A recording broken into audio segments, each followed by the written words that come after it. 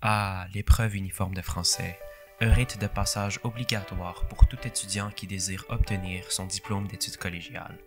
Source de fébrilité, mais surtout de crainte, celle-ci nécessite une maîtrise de la langue française que certains ont de la difficulté à atteindre, soit un ratio maximum d'une faute aux 30 mots. Pas de panique, cette capsule vous montrera comment réussir cette épreuve haut la main. Pour ce faire, le meilleur moyen est d'user du doute.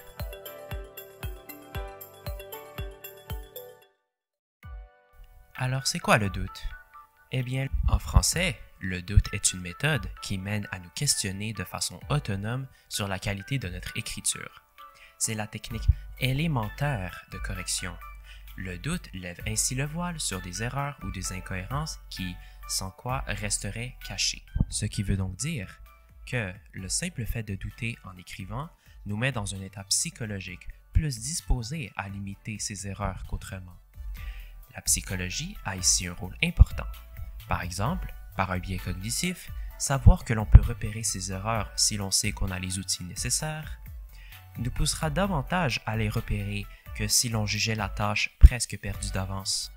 Nous aborderons dans cette capsule vidéo les trucs et astuces pour alimenter le doute, les outils de correction et la manière d'organiser son temps. Si une partie de la vidéo vous intéresse particulièrement, alors n'hésitez pas à vous servir des indices de temps inscrits à l'écran pour vous y rendre. C'est parti!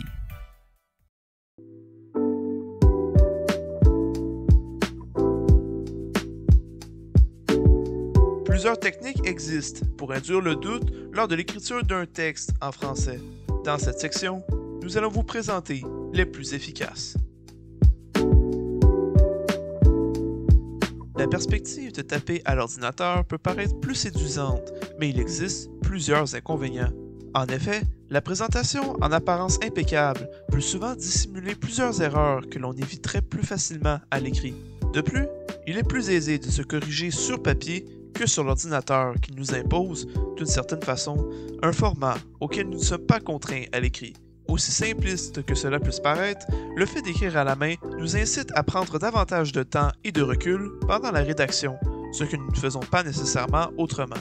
Finalement, écrire active la mémoire kinesthésique, car notre cerveau associe les mouvements de notre main à certains mots ou à certaines erreurs que l'on a pu commettre par le passé.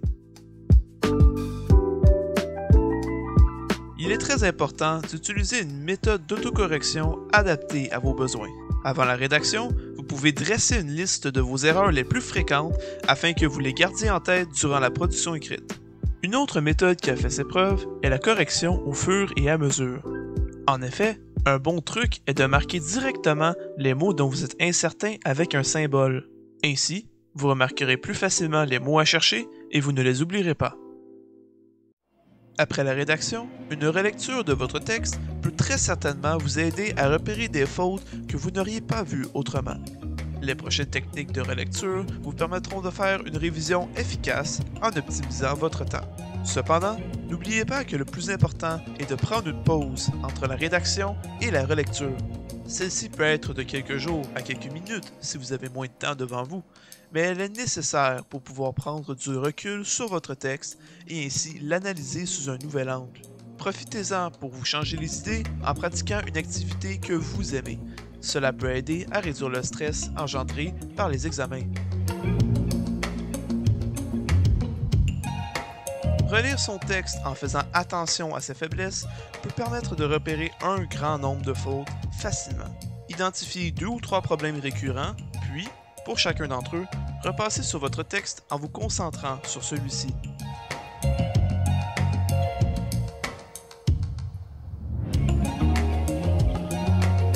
Au besoin, référez-vous à la liste d'erreurs fréquentes établie à l'avance. Cette astuce sert à repérer plus efficacement les fautes de syntaxe, mais aussi d'autres erreurs grammaticales, car votre cerveau est moins absorbé par la logique linéaire du texte. En effet, la lecture à rebours vous permet de prendre du recul concernant le contenu du texte en vous concentrant uniquement sur la qualité de l'écriture. Pour ce faire, vous devez commencer votre relecture par la dernière phrase du dernier paragraphe et remonter jusqu'au début de votre texte en appliquant votre méthode de correction personnalisée.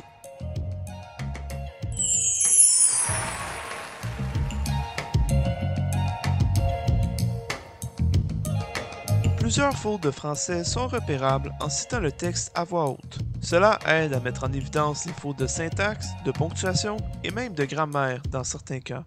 Surtout, cette technique permet de vérifier si le texte est cohérent et pourrait être clair s'il était présenté à l'oral. Cependant, n'utilisez pas cette méthode lors de travaux en classe au risque de déranger tout le monde. En revanche, lire le texte dans sa tête et s'imaginer qu'on le lit à voix haute peut tout à fait servir dans ce genre de situation.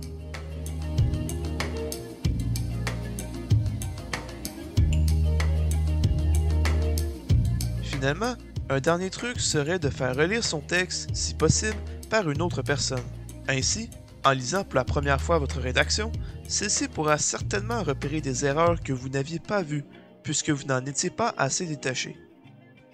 S'il est impossible de demander à quelqu'un d'autre, vous pouvez aussi le faire vous-même. Relisez ce que vous avez écrit en imaginant être une autre personne, puis posez-vous quelques questions comme « Est-ce que mon texte semble clair ?» ou « Est-ce que quelqu'un qui ne l'a jamais lu serait capable de comprendre de quoi je parle ?»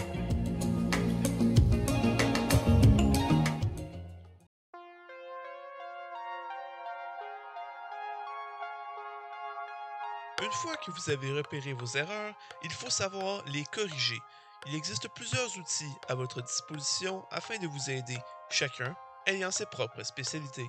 Tout d'abord, après avoir terminé l'autocorrection de votre texte, si vous vous posez des questions sur une règle de grammaire ou que vous n'êtes pas certain d'une exception, vous pouvez trouver réponse à tout cela dans la banque de dépannage linguistique. Vous n'avez qu'à taper BDL dans votre barre de recherche et cela va vous amener sur le site de l'Office québécois de la langue française. C'est un outil extraordinaire qui devient très utile quand vous doutez d'un accord en particulier.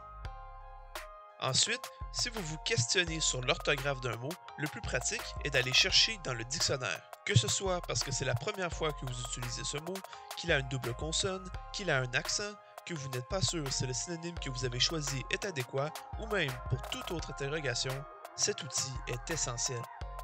Puisqu'il existe des dictionnaires papier ou en ligne, vous pouvez décider quel format va le plus vous aider dans vos recherches. Vérifiez tous les mots dont vous doutez de l'orthographe, cela vous évitera des fautes inutiles. Finalement, lorsque vous n'êtes pas certain de la ponctuation ou de la syntaxe de vos phrases, le mieux est d'aller chercher sur Antidote. Grâce au collège, vous y avez accès gratuitement en ligne, alors n'hésitez pas à l'utiliser. C'est un outil indispensable car la section guide vous permet de chercher de multiples règles, par exemple sur la ponctuation, la syntaxe, la grammaire, la phonétique et bien plus encore. Vous pouvez même copier une partie de votre texte pour la coller dans Antidote qui va repérer plusieurs erreurs. Maintenant, nous vous proposons quelques exercices afin de pratiquer le doute et mieux cerner l'utilité de chaque outil linguistique. Dans les prochaines phrases, quelle partie devrait-on douter et où devrait-on chercher afin de valider ce doute?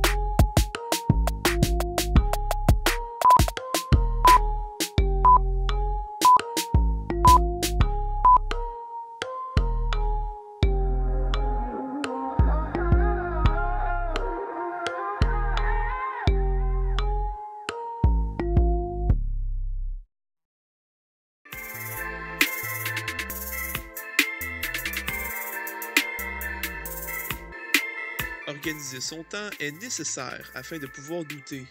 Bien que cela puisse paraître facultatif, il est important de bien répartir les étapes de l'écriture afin d'avoir le temps de se remettre en question. Cependant, il peut sembler difficile d'aménager le temps dont on dispose. C'est la raison pour laquelle nous allons vous donner des conseils pour être à l'aise dans votre correction. Généralement, les examens en présentiel ont une durée prédéterminée, ce qui laisse peu de flexibilité au temps consacré à la correction. Les analyses littéraires durent 4 heures, tandis que l'épreuve uniforme de français vous octroie 30 minutes de plus. Il faut donc créer une limite de temps pour chaque étape du processus d'écriture afin de ne pas couper dans la correction. Pour ce faire, nous vous déconseillons fortement de faire un brouillon. Vous pourriez au contraire passer un peu plus de temps sur votre plan, puis vous plonger directement dans l'écriture au propre. Cela vous laissera ainsi plus de temps pour réfléchir aux possibles erreurs. De plus, sauter le brouillon permet de garder quelques minutes de pause afin de couper avec le fil d'idées et le stress. Par conséquent, vous prendrez du recul sur l'écriture et vous pourrez remarquer vos fautes plus facilement. Voici ce à quoi la répartition de votre temps devrait ressembler lors de l'épreuve uniforme de français. Le choix et l'analyse du sujet devraient prendre 30 minutes, l'élaboration des idées et la rédaction du plan détaillé 1 heure, la rédaction 2 heures, la première révision 30 minutes, tout comme la révision finale. Pour une analyse de 4 heures, vous pouvez retirer 15 minutes au choix du sujet et à la révision finale. De plus, si vous vous retirez 2 minutes de chaque étape présentée, vous devriez pouvoir prendre une pause de 10 minutes afin de vous détacher du texte et ainsi mieux repérer vos fautes. Il est clair que la dissertation à distance laisse plus de temps pour l'écriture, mais cela peut aussi constituer un piège. Combien de fois n'avons-nous pas repoussé nos études pour finir par les faire la veille de l'examen? Il est donc important de bien planifier son horaire. Comme nous l'avons vu plus tôt, une astuce formidable est de laisser reposer votre production écrite quelques heures, voire même quelques jours, avant de la corriger, pour ainsi mieux repérer vos fautes. Commencez par prévoir la rédaction de votre texte à avance, afin de disposer du temps nécessaire pour corriger vos erreurs. Cela vous permettra également de ne pas terminer à la dernière minute sans pouvoir repasser sur la qualité de la langue. Si vous finissez de le rédiger au moins 3 jours avant la remise, vous pourrez profiter d'une journée de congé pour ensuite revenir avec la révision finale le lendemain.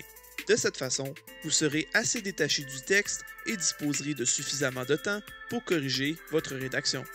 Si vous avez des problèmes plus importants, l'Université de Laval a conçu un outil interactif afin de gérer votre temps selon votre problématique. Cet outil est non seulement utile pour le contexte d'une production écrite, mais aussi pour n'importe quel problème de gestion du temps que vous pouvez vivre. Il peut donc être judicieux de prendre quelques minutes pour compléter le test afin d'avoir un accompagnement plus personnalisé.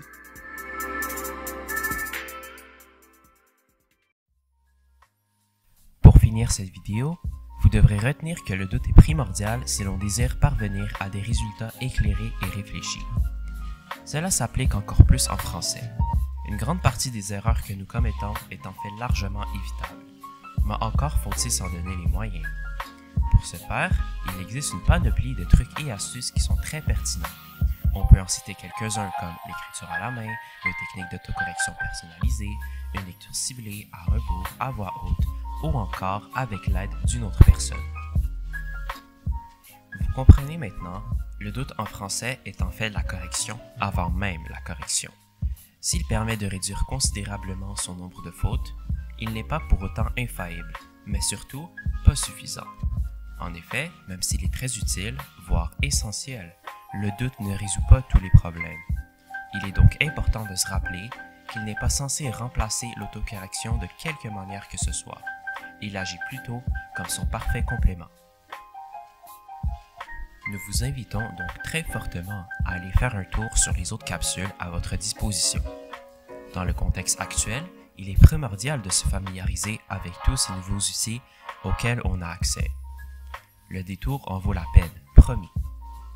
Avec tous ces outils à votre disposition, couplés à une préparation convenable, vous serez serein et confiant. Aucune place au doute le jour J. Quoique...